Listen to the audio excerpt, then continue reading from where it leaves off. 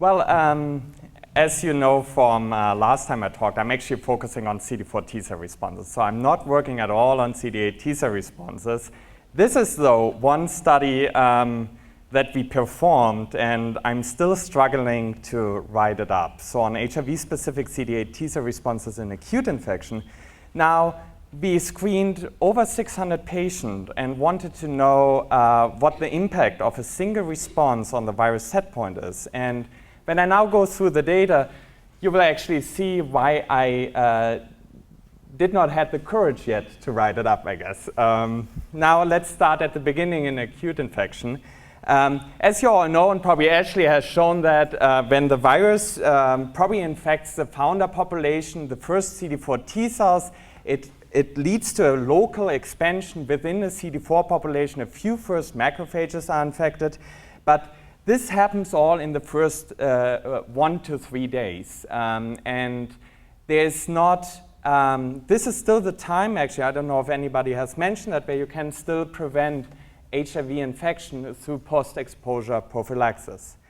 Even when it then disseminates in the first lymph nodes, it is still preventable, the infection. But then as soon the hematogenous dissemination through the whole body happens, it is not, this is then basically the time when acute HIV infection starts. And the virus disseminates into the spleen, the gastrointestinal tract, brain, or the lymph nodes to the blood stream. So this is the time I'm actually talking about now. So when viral load peaks to extraordinarily high levels, and we have viral loads that we never have at any time point during HIV infection again. Now, the patients actually recognize this infection. They don't know their HIV infection most of the time, but they have quite severe clinical symptoms. But it's often associated with a flu-like syndrome like mononucleosis, EBV infection, just some sort of cold. But it is actually very characteristic. So not only there's a lymphadenopathy and the patients have really high fever, but they also develop a rash, a very slight maculopapular exanthema, only on the trunk, not on the hand, a good differentiation to syphilis infection. But this exanthema lasts for 1 or 2 days and is, together with fever, one of the best characteristics for acute HIV infection. Now, what happens after the peak of viral load? The viral load decreases to a virus set point. And this virus set point has been repeatedly associated with the course, further disease outcome and the course of disease progression. So patients that develop a low virus set point are more likely to become long-term non-progressor and are able to deal with the virus, while patients that develop a very high virus set point are rather likely to go on a treatment early or without treatment to develop AIDS earlier. Now, we believe that this early virus set point is induced or happens through the emergence of the first HIV-specific CD8 T-cell responses. Well, why do we think that the control is mediated through CD8 T-cell responses? I think CD4 T-cells play a big role already, but I'm not talking about that. No, well, it basically happens, so our idea that we think these are HIV-specific CD8 T-cells is through the very first publications by Rick Kaup and Seth Borrow, where they saw the temporal association. So the time when the viral load decreased, they saw the temporal association of an increase of the CD8 T-cell responses. There were also artificial depletion studies in rhesus macaques. So Jörn Schmitz showed that when you deplete CD8 T-cells during acute infection or in chronic infection, you see an uninhibited replication of the virus. We have heard a lot already about selection of escape mutation in CD8 T-cell targeted epitopes. So when a CD8 T-cell recognizes an epitope of the virus and the virus escapes, we think this is CD8 T-cell selection pressure on the virus. So another good evidence that CD8 T-cells might play a role in the early control of viral replication.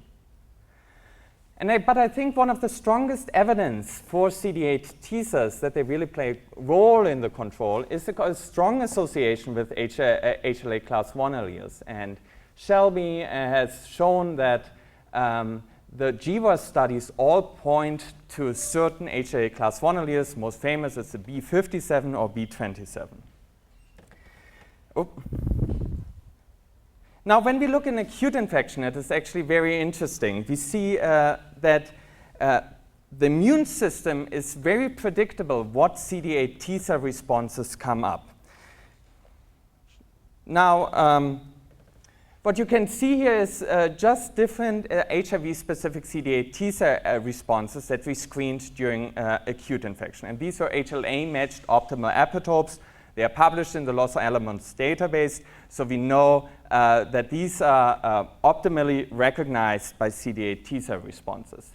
Now, these are all listed just to 200, we screened 222 in our patients. So all epitopes listed from 1 to 222. And you see that some epitopes are targeted in really high frequency during acute infection. So over 80% here, while others are not recognized at all during acute HIV infection.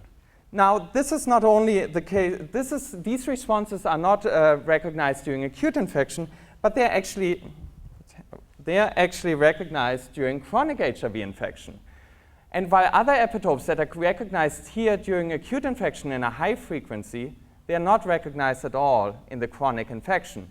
And in contrast, those responses that are barely recognized in acute infection are recognized in quite a frequency in the chronic phase of infection. And what we also noticed when we did this study is that the ones that are recognized in a very high frequency during acute HIV infection are actually restricted by those HLA class 1 alleles that have been previously associated with better disease outcome. So like B57, B51, B27, these are all HLA class 1 alleles that Mary Carrington identified to be protective. In contrast, B35PX, A68, or A1 associated with rapid progression do not recognize responses in a high frequency in acute infection, but in chronic infection. And now when we look at the viral loads in those patients that have strong CD8 T cell responses in acute infection or not strong responses in acute infection, we see a moderate inverse correlation between the virus set point that is established after the acute infection syndrome and the frequency of the epitope that are recognized. So although this is a small spread, this is actually exactly what has been published by Mellors as being one of the strongest predictor for disease outcome. Half a log can mean a lot in acute infection. So patients that recognize in a high frequency epitopes during acute infection have on average a lower virus set point than patients that do not recognize epitopes in a high frequency. Now, there's actually a problem in such a study because all those responses that are recognized in a high frequency or low frequency, it doesn't matter, are attached to an HLA class 1 allele. So the most frequently targeted response is B27KK10 in acute infection, but all those patients are, of course, B27 positive. The B57 positive patients all recognize TW10. But the question then is this really the response, or is this just the HLA class 1 allele that drives this association, and something completely different that is associated with this? So our question is the specific response driving the low viral load?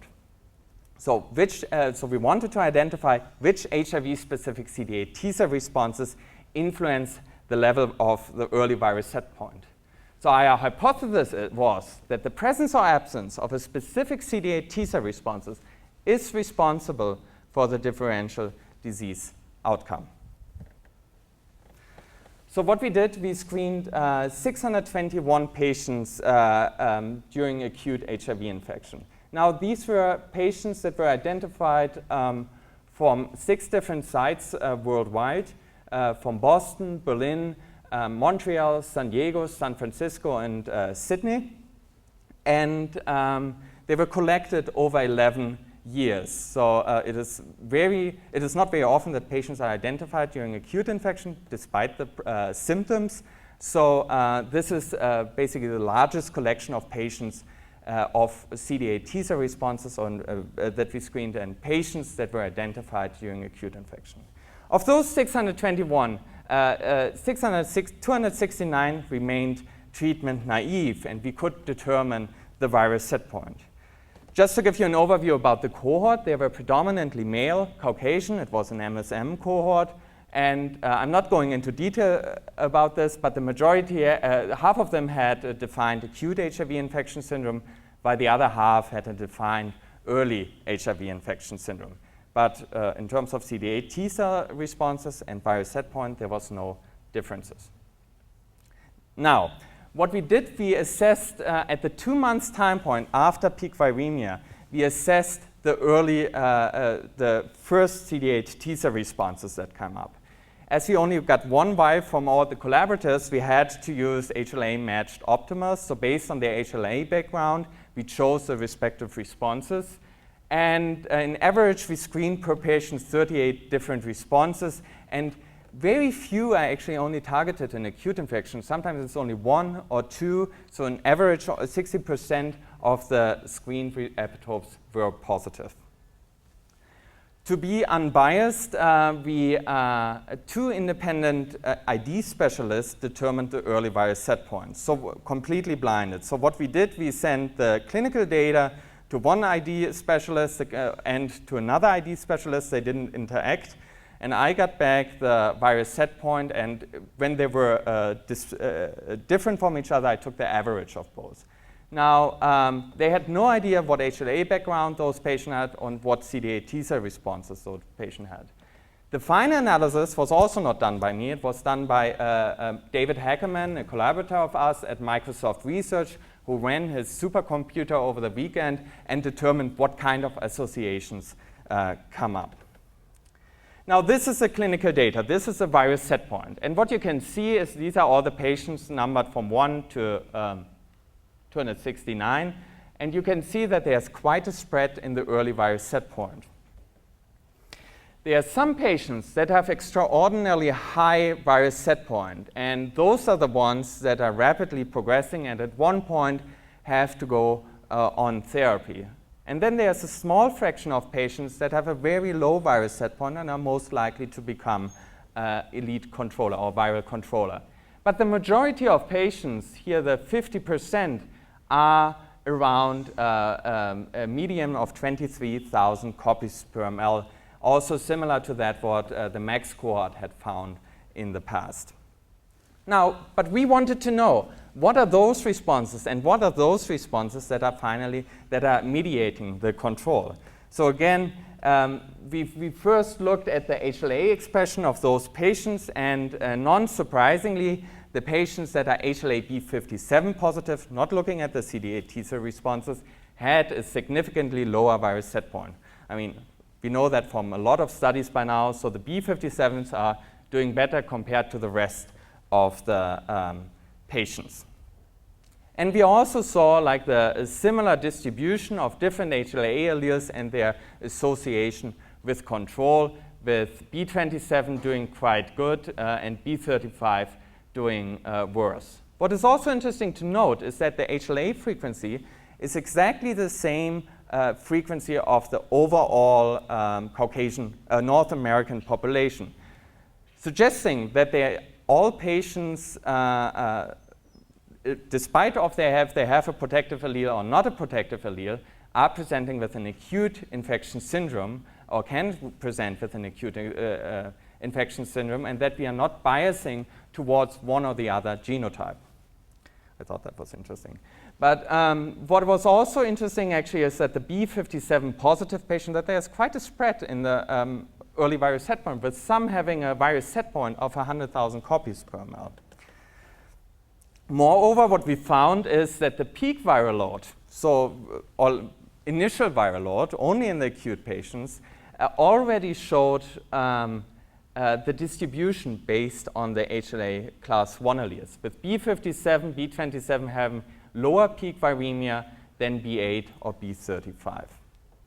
And we see quite a strong correlation actually between the peak viral load and the virus set point in the same patients, suggesting that the genetic effect is an effect that happens extremely early during acute infection. Now, to go back to our hypothesis and the question whether the presence or absence of specific CD8 T cell responses is influencing the virus set point.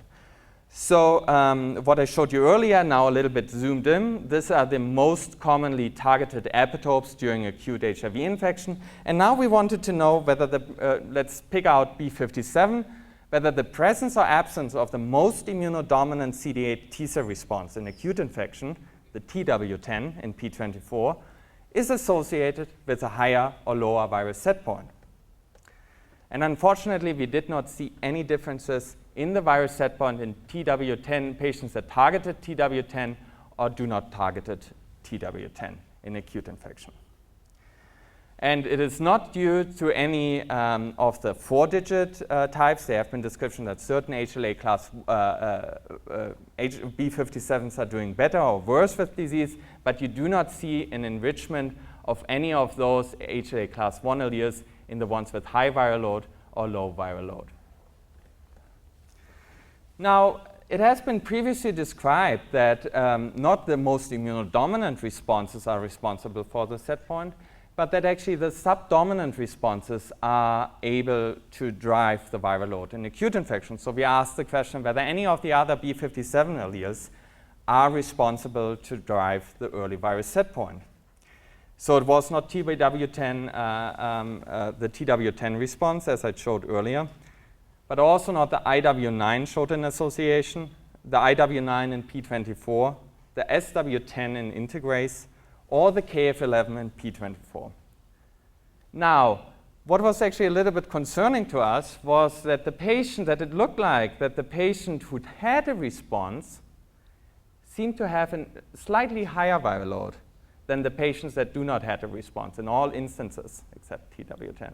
So there was always a trend to have a slightly higher viral load in those patients. So we thought there's something that we don't really understand, and sent the data off, the whole file off to David Heckerman to do the analysis from a broad scale, asking which CD8 T cell responses are driving the early virus set point.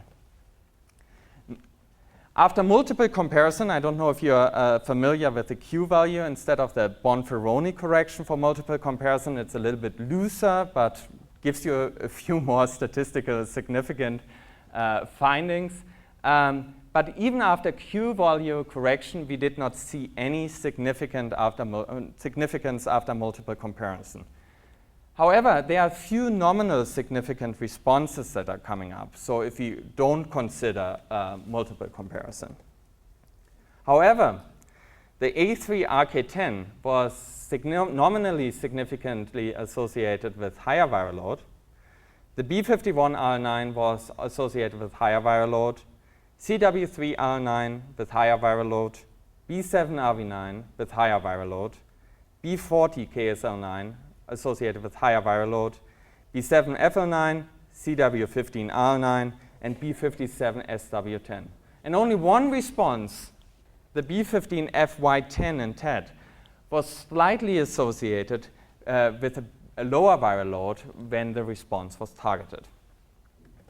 Again, we thought there must be something wrong in our analysis, so we asked David to take the magnitude of the response in account. Maybe it is the very strong response that are driving the response that are not driving the association, and a weak response not less likely. So we didn't ask for the presence or absence, but we took the magnitude into account. And what we found was actually that there are 3 responses that were slightly associated after multiple comparison with differential viral loads, viral set points. And there were a few others that were also associated without multiple comparison.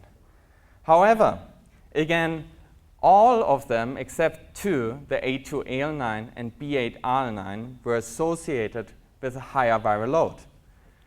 And the A2AL9 response is actually very interesting. So it has been described by Marcus in 2005 that this is already an escape mutation in the consensus sequence. So theoretically, if patients target this response and the virus are escaping from it, it would revert to a more fit virus. So we have to assume that the A2AL9 response is actually bad, is a bad association. So it would go with all the other responses. Well, the only thing what we then thought might be, we were a little bit at a loss there, but the only thing what we thought might be a little bit interesting is that the most immunodominant response, the B8FL8, is associated with a higher viral load, but we have in the same group the B8R9 response that is associated with lower viral load. And it has been previously suggested that that maybe the subdominant responses are driving this association. But what you can see here, it's a very weak association, if at all. So to summarize, I've shown you that the early virus set point early after acute HIV infection is dependent on HLA class 1 alleles. We do not see any enrichment of protective or non-protective HLA class 1 alleles identified during primary infection, suggesting that there's not an enrichment of certain alleles in patients that become positive. And we do not see any association of the early HIV-specific CD8 T cell responses with virus set point. There seem to be a few subdominant responses that trend in one or the other direction, but overall, I think what is surprising is that the stronger responses are associated with higher viral load. Now, we can only speculate now what is the reason. This is a very strong cohort, 600 patients, but if we consider still CD8 T cells are driving the response, and I'm still think that they are involved in that, I think what we have to probably discuss, and that's why we haven't published this yet, is that when a lot of antigen is around, the CD8 T cells proliferate, and we have more the ability to detect them in our assays than, and they are actually circulating more than being contained in the lymph node with low viral load. So thanks again to all my people in the lab, and this was of course a study where a lot of different people were involved. Susan Little at UCSF, Tony Kellera in Sydney, Mary, Ron Bosch, David Hackerman, Frederick Hecht, and Heiko in Berlin, and Rafik, who is now in Miami as well, and all the people at the Reagan Institute. Thanks a lot.